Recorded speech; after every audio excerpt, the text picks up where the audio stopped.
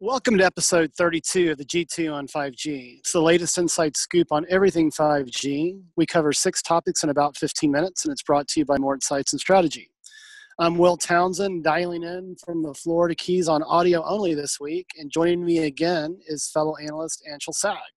Let's get started. So my first topic, this week Microsoft, Azure, and Deutsche Telekom announced a strategic 7-year partnership. And it's no surprise that the pandemic has shined a light on the need for scalability in light of heavier usage on cellular networks with work from home and that sort of thing. And, on the surface, this is a pretty solid relationship from my perspective. Azure has been making some critical investments and acquisitions this year to really beef up their telco cloud delivery. And, there was also talk around how Microsoft with Office 365 is going to support a remote education initiative through Deutsche Telekom as well. So I don't know, Anshel, if you caught this news, but any thoughts? I did not catch this news. However, I do follow Deutsche Telekom pretty closely. And it's interesting because they have been very aggressive in who they're partnering with, and just in general how aggressive they are with planning ahead for the future. So them signing a 7-year deal with Azure makes sense because they're kind of one of the leaders in the XR 5G space.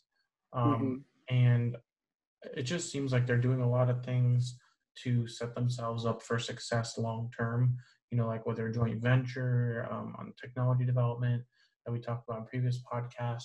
So I think they're just showing that they are looking, way into the future and are planning for what may come ahead.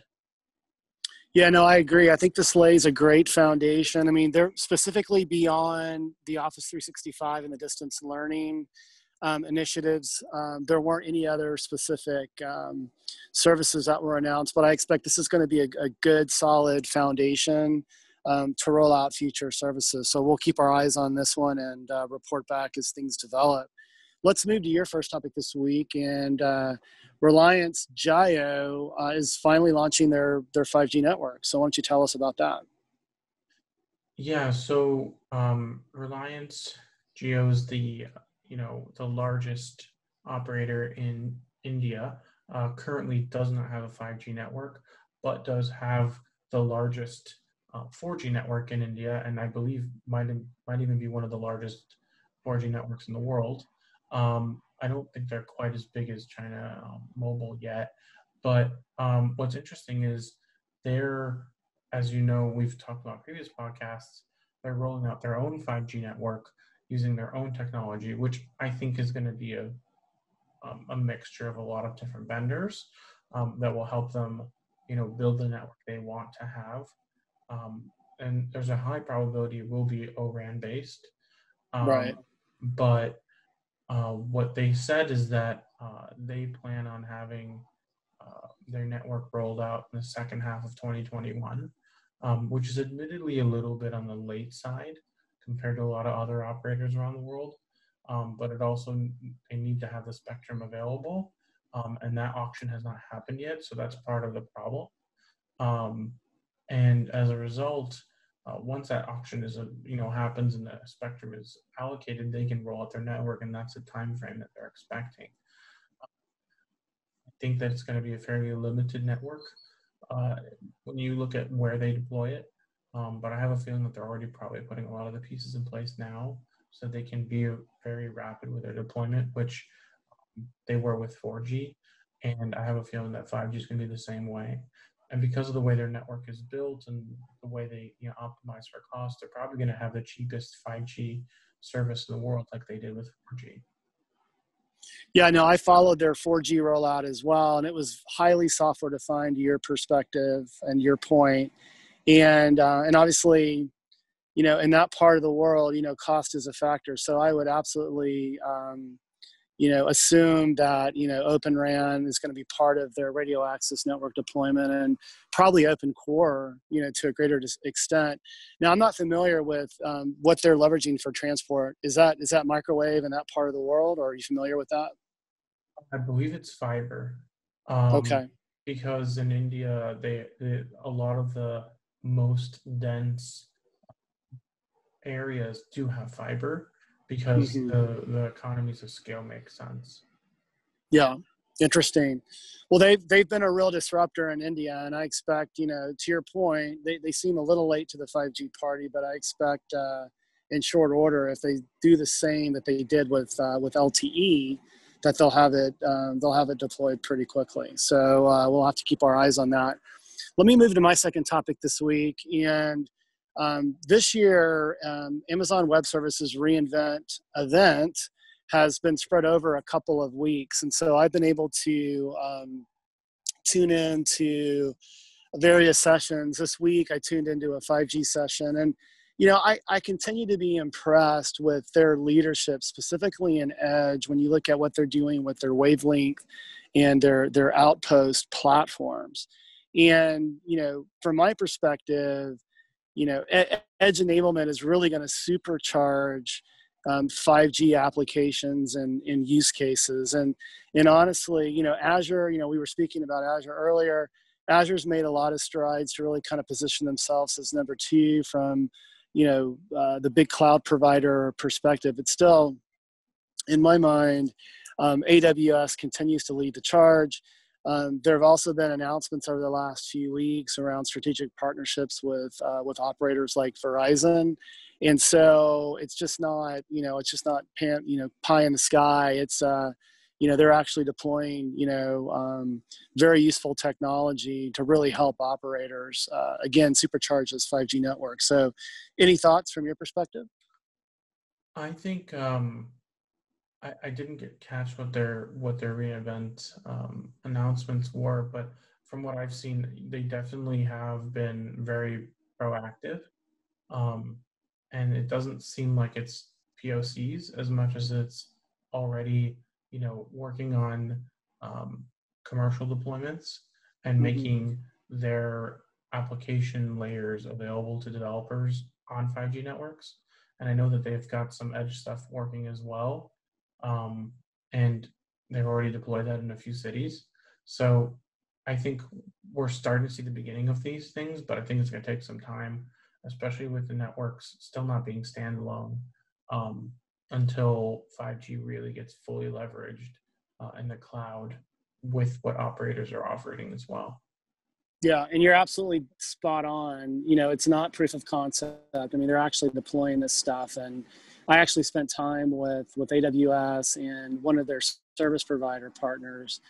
And my big takeaway was that just the agility that AWS is enabling their service providers to develop on top of the stack. And some of that was LTE. 5G is still obviously being rolled out as we speak, but it's the agility that I think AWS is bringing to service providers, and it's cutting development cycles, and it's reducing OpEx, and it's bringing services to market faster. So we'll keep our eyes on this, and as future announcements develop, we'll report back. But let's shift to your second topic this week, and you want to talk about Qualcomm and NTT DoCoMo and their first commercial Sub-6 Carrier Aggregation launch. Yeah, so as you said, Qualcomm and NTT DoCoMo have announced the first carrier aggregation of sub-6 spectrum in Japan, which I believe is also the first globally that's like a commercial deployment. And what's interesting is they're actually using current hardware, which is a Snapdragon 865 with the X55 modem. So this isn't like a prototype device. This is commercial, and they did it with two different bands combining two 100 megahertz carriers, which was the 3.7 and the 4.5 gigahertz bands. And NTT DoCoMo says that these two bands combined, which would be 200 megahertz of spectrum, which is quite a bit, It um, is. would allow a user to reach peak speeds of 4.2 gigabytes per second, which is crazy. Crazy. I was gonna say like 1 is like awesome. 4 is Yeah. like mind blowing. And I think realistically, um, I don't know what the spectrum holdings look like in Japan, but 100 megahertz blocks is pretty impressive. That Yeah. said, Sprint does have almost 200 megahertz, so it's possible. Um, but this is kind of an example of what is actually possible when you start adding carrier aggregation and combining multiple multi-gigahertz bands together. Um, what what is interesting is that there is no low band in this deployment, which Yeah. means that coverage is still probably not as great as it could be, um, Mm-hmm. and that signal, you're going to drop signal because it's Yeah. 3.7 and it's 4.5. So I think there definitely is going to be some appetite for some low band as well. But we'll see what happens with that deployment, because NTT DoCoMo has already tapped NEC to do their standalone 5G upgrade to their mobile core. So I think they're moving along very quickly. And the thing is, NTT DoCoMo is planning to have their SA 5G up next year. So it's it's commercialization, but I don't really think it's commercially available. Right. Um, Yeah. so we'll see whether users will get anywhere near 4.2 gigabits per second. But it is very promising. Um, but yeah, I think their standalone network is going to be um, what what really enables this carrier aggregation to reach maximum speeds and low latency. Um, but yeah, it seems like NTT Docomo is doesn't really have that many subscribers on their network, um, Mm-hmm. because it says that they only have 500,000, um, and it's commercial, but it's not a very large network at this point. No, no, no. And so certainly as you put more people and more load on the network, it's gonna impact performance. So but it is interesting. It is mind blowing to think that, there's the possibility that, we could have, experience speeds that fast. But let's keep our eye on this, and let's report back as things develop. And we'll move to my third topic this week. And it's been analyst event season in December. We're not getting a break, and it's hard for folks like Anshel and I to to take PTO even in the month of December. But Marvell had their analyst day this week, and I attended, Oh yeah, and they announced an end-to-end OpenRAN portfolio to support 5G. And I continue to be impressed with Marvell. This end-to-end solution involves obviously silicon, as well as hardware, and software blueprints.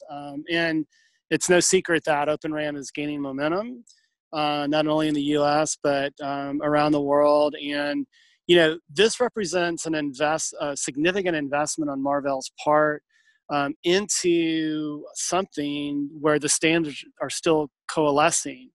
But I mean, certainly organizations like the Telecom Infra Project, the OpenRAN Alliance, the ORAN Alliance, and the OpenRAN Policy Coalition are helping to quickly close that gap. But this is a significant investment, and really the only other company that I can think of that really bet big on something and didn't extract revenue for several years is NVIDIA. So from my perspective, it really represents, a significant investment on Marvell's part.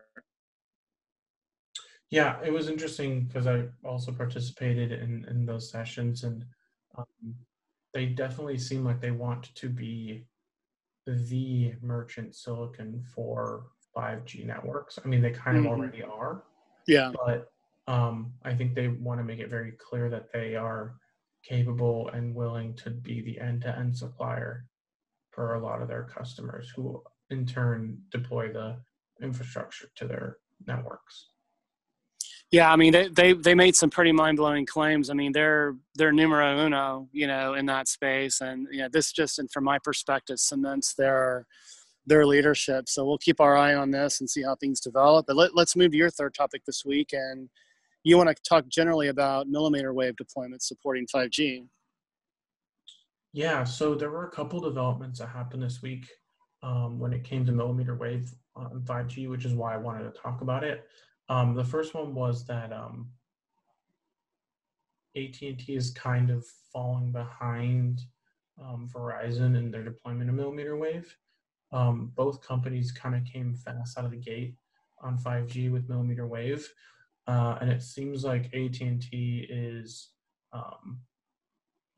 kind of taking their time now with rolling out millimeter wave. And I think it's because they don't really see the value of it right now. And they are obviously not being as aggressive as Verizon in this space. And T-Mobile is, a distant third. But the reality is that I think if you look at how the network topologies work today, millimeter wave is really a density problem. Yeah. And with people not really gathering in high densities anywhere, Yeah. It doesn't make that much sense to push millimeter wave very aggressively unless you plan on having a large fixed wireless deployment based on that. I think that's that's part of the reason why I think Verizon is being as aggressive as they are, because I think they are pushing FWA more than anyone else. And I think it's fine that AT&T is not, being as aggressive as Verizon or have as much of a footprint. But I think long term, everyone's going to have a sizable millimeter wave footprint. And I just think it's going to be, limited to the places where it's needed most, kind of like gigabit LTE is today. Yeah, right. And I think that it's just interesting because AT&T was very aggressive with their millimeter wave messaging 2 years ago, and now they don't even talk about it, which is fine because if you look at AT&T's network, they are much closer to T-Mobile's coverage than Verizon is. Yeah. Now, is that so? Yeah. So there's one thing about deployments, and you can count cities and that sort of thing for millimeter wave, but isn't it also perception? Because Verizon's been very aggressive with their ultra wideband rollout and their messaging, real 5G and that sort of thing, and actually they've caught some flack for that, right? So is this a perception game? Is it a deployment game, or is it both? And from your perspective, I mean, it's really a perception game first and foremost, because the reality is neither company has that many 5G subscribers yet. I think you're going to see a lot more because of the iPhone. I think iPhone will probably double 5G subscribers in the US just because it's on, it's there. Yeah. They don't even know if they know they get 5G, but for them it's just part of the new phone, right?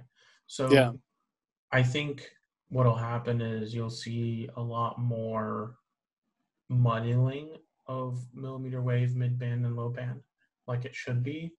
And long term, I think, in 2 to 3 years, there'll probably be no mention of millimeter wave, mid-band, or low band in any kind of marketing. And everybody's just going to be talking about how fast their 5G is and how fast it is and what their coverage looks like. That's going to be all people talk about. Yeah. Yeah, I agree. And again, it's a journey. 5G is a journey. It's not a light switch. So it'll take time to get there. So, well, hey, buddy. Part of that. Yeah. Yeah. Well, hey, it's been another great podcast. Why don't you take us home? Absolutely. We hope that you guys listened and enjoyed our podcast for this week, and hope you found our topics interesting. If anyone out there would like to provide insight on a specific 5G topic for a future podcast, please reach out to us on social media. Will is at WillTownTech, and I'm at Anshel. We hope you have a great weekend, and please tune in again next week.